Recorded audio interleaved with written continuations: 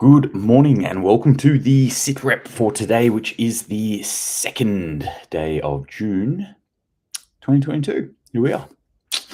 I'm obviously not in my usual locale. I'm somewhere else. And this is obviously pretty early in the morning because I'm working out and about into the world doing shit. But you know what? The news cycle, news never sleeps. So just for you today, I'm going to do an early one, and it won't be a long one.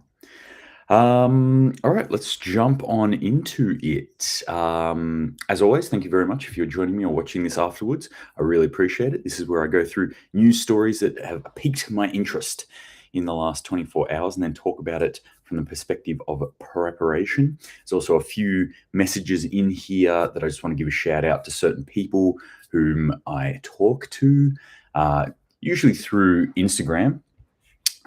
Sometimes through other mediums as well, who are flinging these stories at me as well, going like, hey, how about this? And we have a little bit of discussion here and there and pull it apart. So these thoughts are mine and I will take responsibility for them. But some of this stuff that I'm actually putting out there isn't just me going like, I've thought about this deeply and here it is. This often comes out from discussions with other people, just so you know. I'm not going to sit here and pretend that I'm some sort of super genius and know everything about everything, because I don't.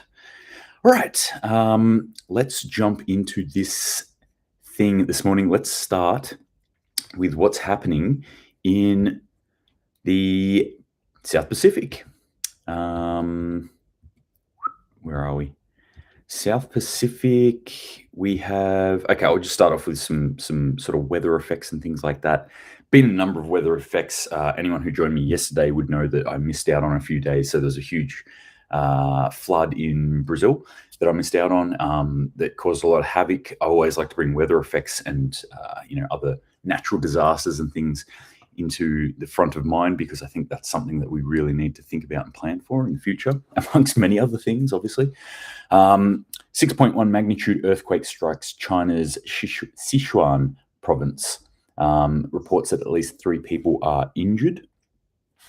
So that's happening in China. What else is happening in China? China's been conducting necessary military drills. So yesterday, well, not yesterday, yesterday night. So the day before, yesterday, is that a term? Yeah, let's go with that. The day before yesterday, China got on the news for flying a sortie of planes, of war planes, into Taiwan's space. And it was the largest that they've done ever. Just like, hey, no big deal, but we're flying a whole heap of planes, and it's more planes than you've ever seen us fly into your space ever before. So yeah, there's that. They've come out and said they're conducting necessary military drills near Taiwan after US collusion. This is their words. So the Chinese military commanders have confirmed recent seaborne and airborne military drills near Taiwan as a necessary action following what they call collusion between the US and Taipei. Taipei obviously being what the Chinese call Taiwan, for those who don't know. So yeah, again, a lot of tension coming into this area here, and I'm just sort of setting this up as the background because this is part of one of the discussions that I was having with one of my sources on the Instagrams last night. And this is something that I've been tracking and following and with a bit of interest.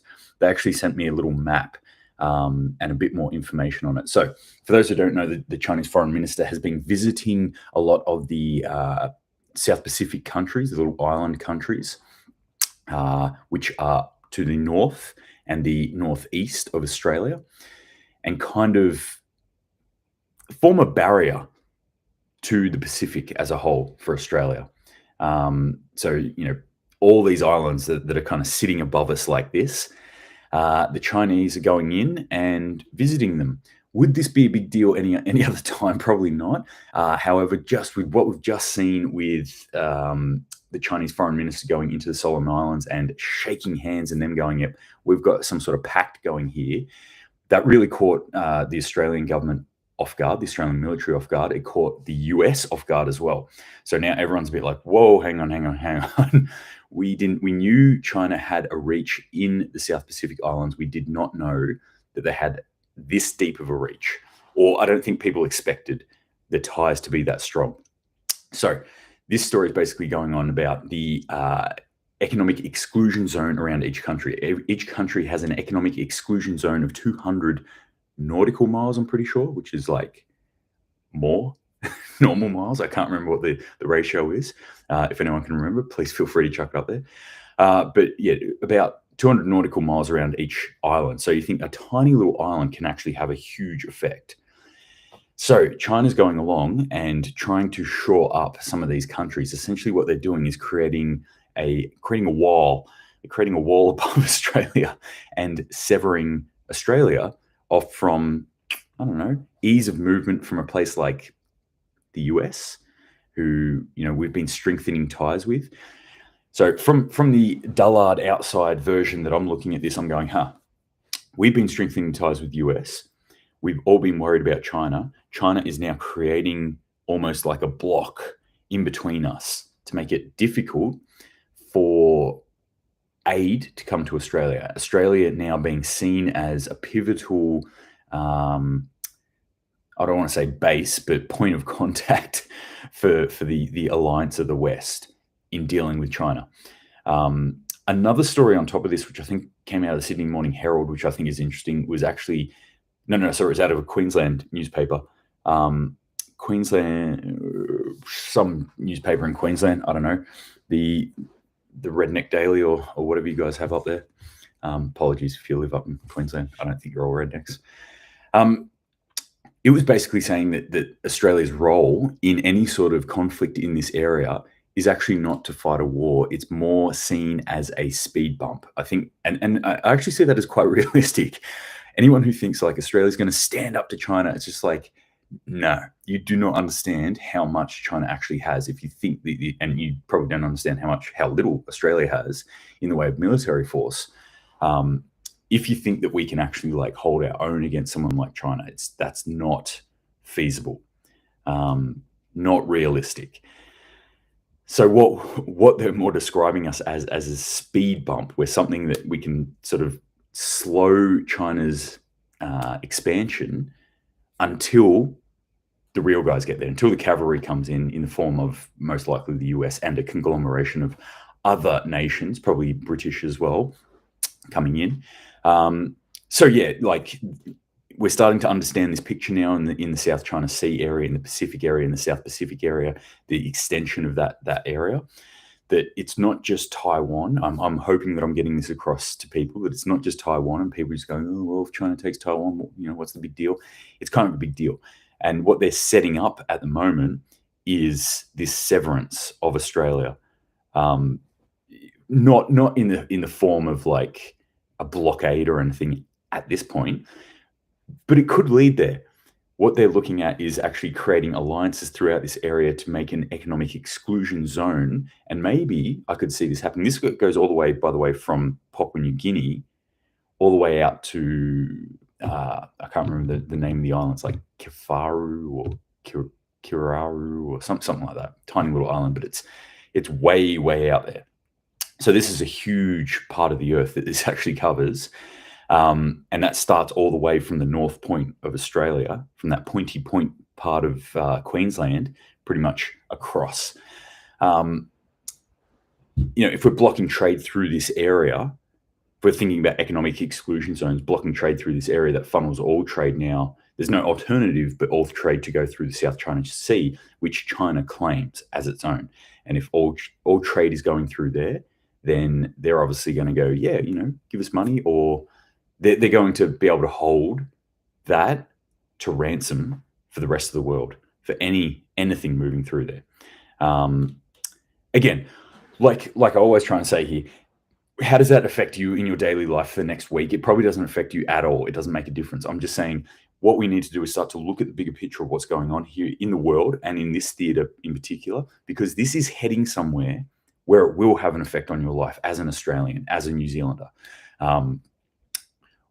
What's going to happen if this continues down the path it's going and these tensions keep increasing, then we will see conflict within this area, and that's going to have a huge impact. It's going to impact everything. It's going to impact everything that Australia imports.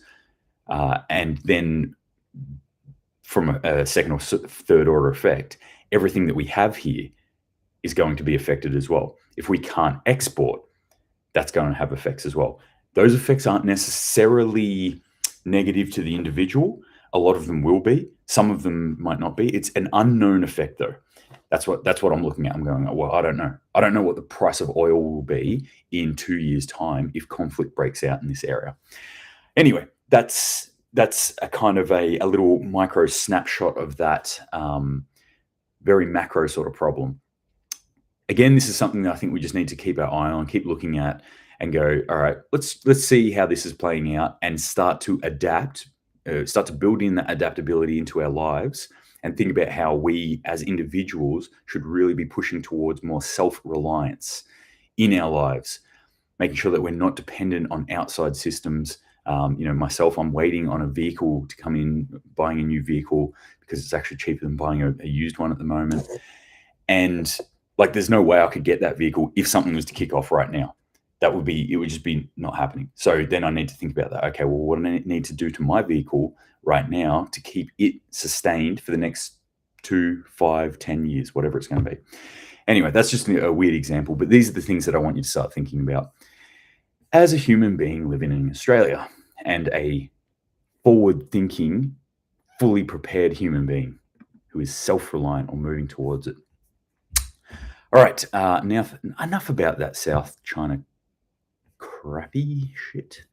Let's talk about the cost of energy.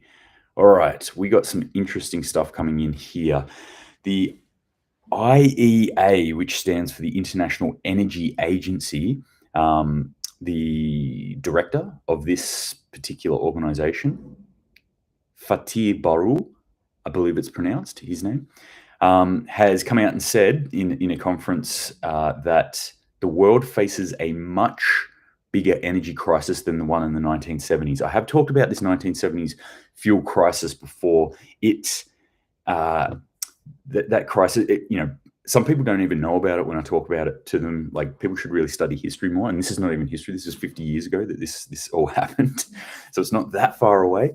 But what happened in a nutshell, there was a bit of a crunch on fuel prices due to the US not really being able to get the fuel out of places like the Middle East. A whole heap of things happened, but then what it actually ended up shaking out from the effect of it was that we then created, or I say we, the US then created the US petrodollar. So Nixon delinked from gold and kind of went on to petrol, and then made some deals and twisted some nipples and shit like that to go, right, and we're getting this fuel cheap here in the US. That's what's going to happen. US dollar remained the reserve currency. Petrol became the new gold, I guess.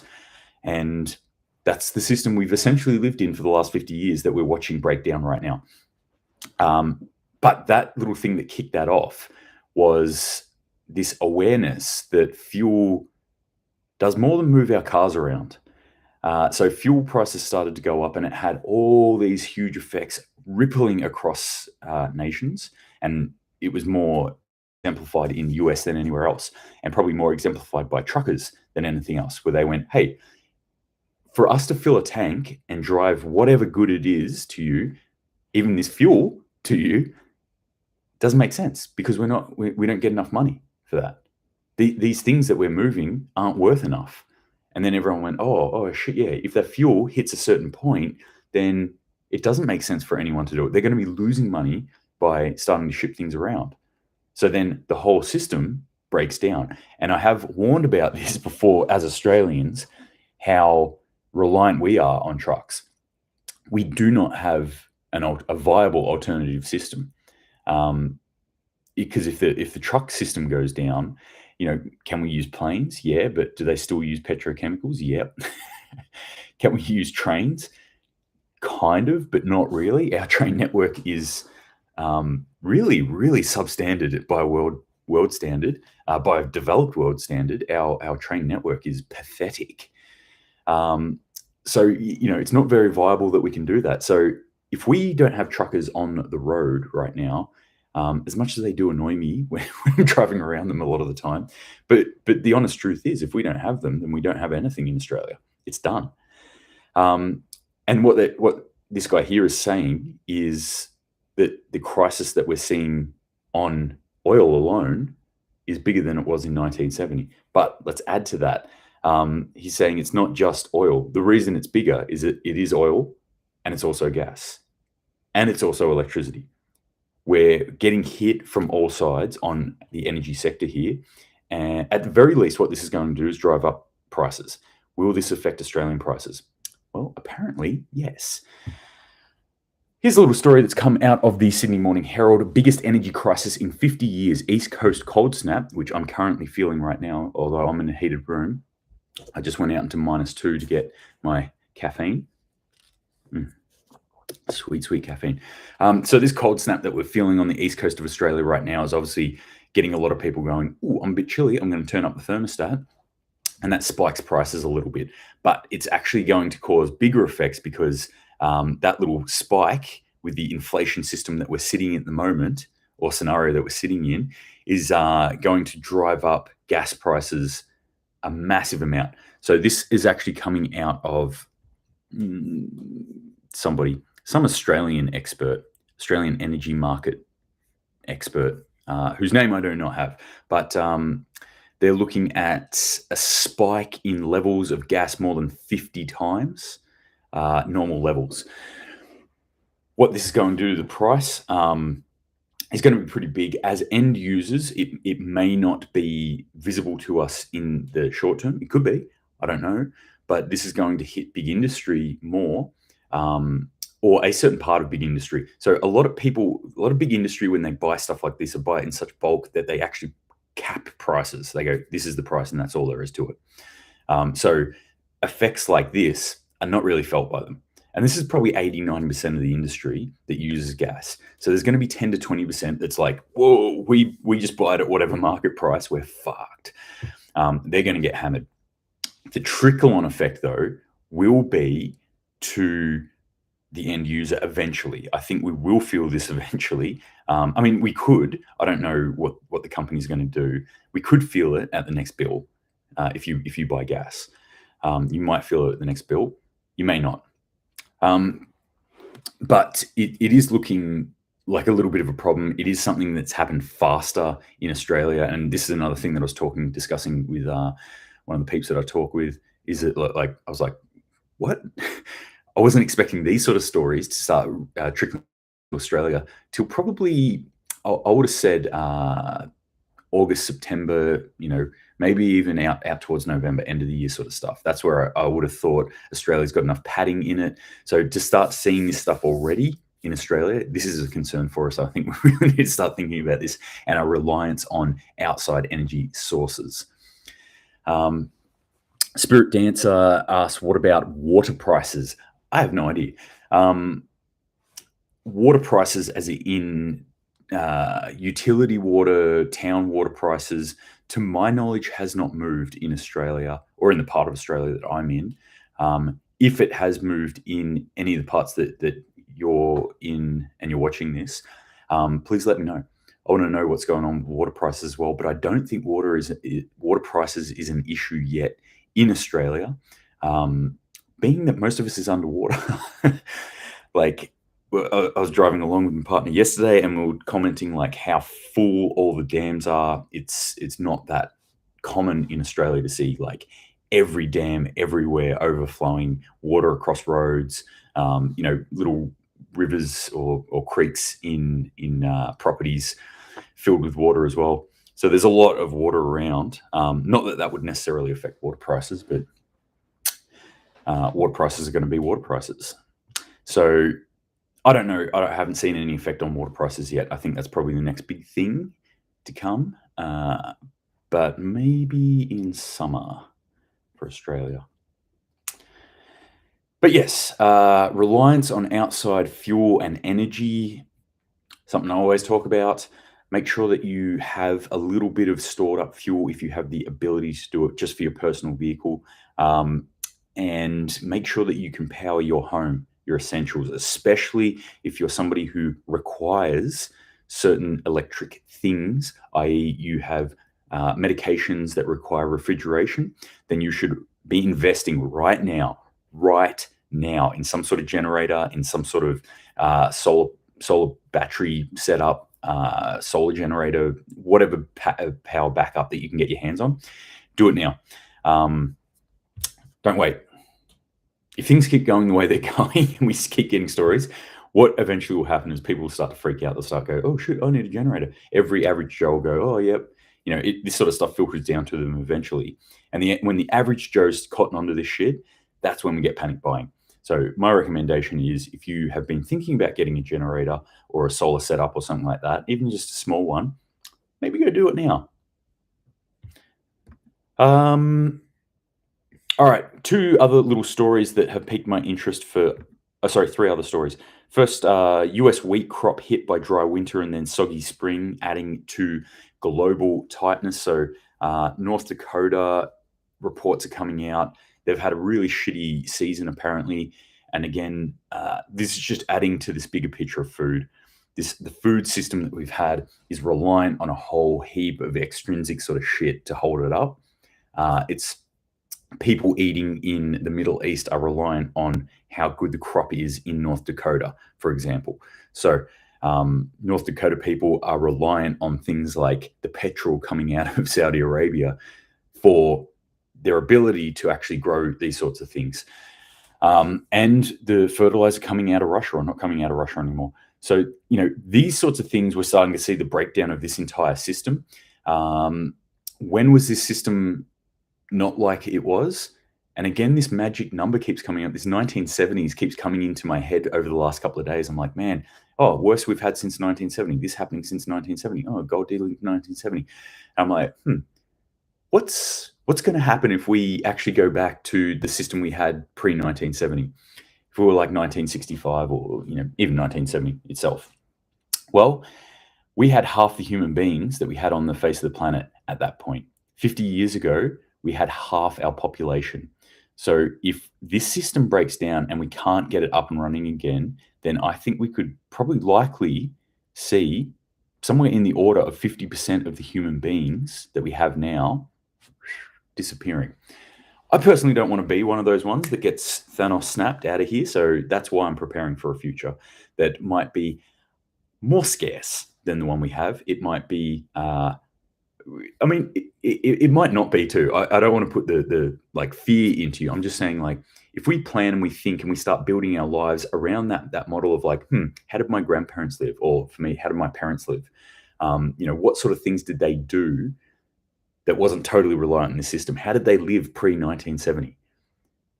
Then I think when we start building that into our life, we actually build in the comfort, we build in the security to know that, like, okay, yeah, the world might be going to hell in a handbasket or whatever, but me, I've got this sorted, I've got my family sorted, I've got my community sorted, and that's really what we should be concentrating on. Erdogan, that guy, the Turkey president, is coming out and saying he's announced a new major military operation in North Syria against Kurds. Why this is interesting to me, I've spent some time up in northern Syria before with the Kurdish population. They're deemed a terrorist organization by Turkey, and this is involved in what's happening with NATO as well, because they were getting support, the Kurdish people were getting support from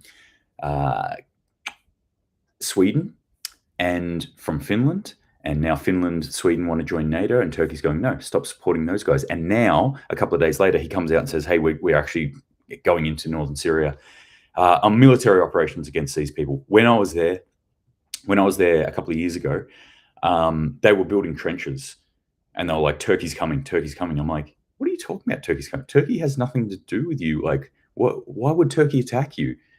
It didn't make any sense to me, but they were convinced that Turkey was coming.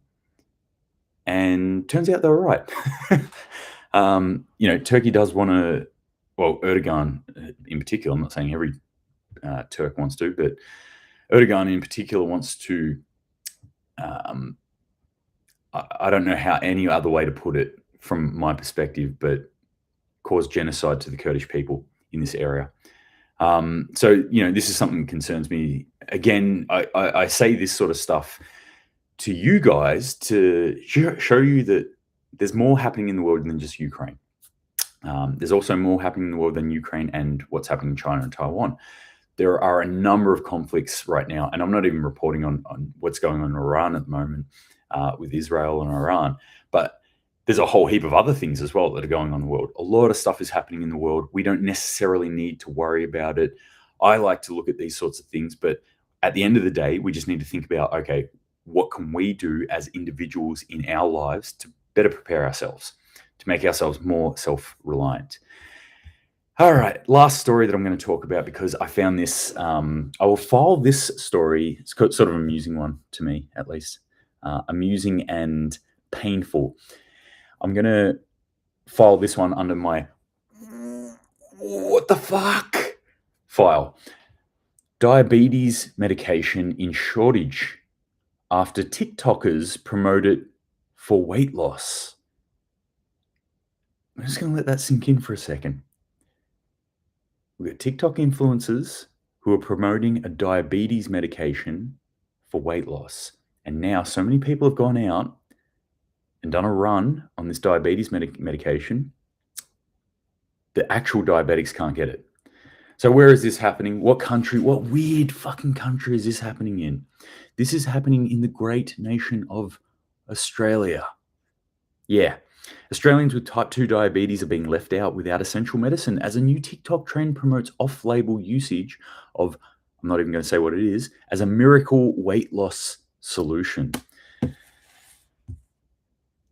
If you're struggling with your weight, I really want to encourage you to get up off your fat ass, go for a fucking walk, go to the gym, lift some weights, even maybe go for a jog. Do not steal essential fucking medication off diabetics. That is infuriating. When I see this sort of stuff, I always think like, what kind of world are we in? What have we done? How did we fucking get here? How did we get to this point here? Sure, if people are obese, and they need a bit of a hand up, I'm happy for them. I'm happy for them to go and do that. Me personally, I would much rather that people actually increase the discipline within their life and take ownership over their own health and set out and do it themselves, because nobody fucking force-fed you. Nobody forced you to sit on a fucking chair to get that big. You did it to yourself, and you can go the opposite way as well. You can make yourself fit and healthy. You can eat right. You can, get out in the sunshine a couple of times a day. You can do all these things if you want to. You don't have to seek medical interventions for these things, but people do. That's what they do. It pisses me off, but yeah, this is the kind of stuff. And this is kind of stuff where I start to think too, like, maybe Thanos was right. Anyway, enjoy it while you can, fatties. No, I'm kidding. If you've got a problem with your weight, I don't mean to pick on you. I am fattest, all right? I do admit that. I'm not prejudiced against many people on this earth. I don't really care about any of the delineations or the lines. I see humans as humans. It's just one thing that really irks me is somebody who is being given a heritage of health from our ancestors and then abuses that. And one of the easiest things we can do to prepare ourselves as human beings for an uncertain future is to actually take care of our own body. This thing can keep you alive in an emergency situation. So take care of it. This is your number one tool. I mean, this is actually your number one tool up here. Your mindset, then your physical body. These two things together will beat any piece of equipment that you could ever buy from any cool camping store, all right?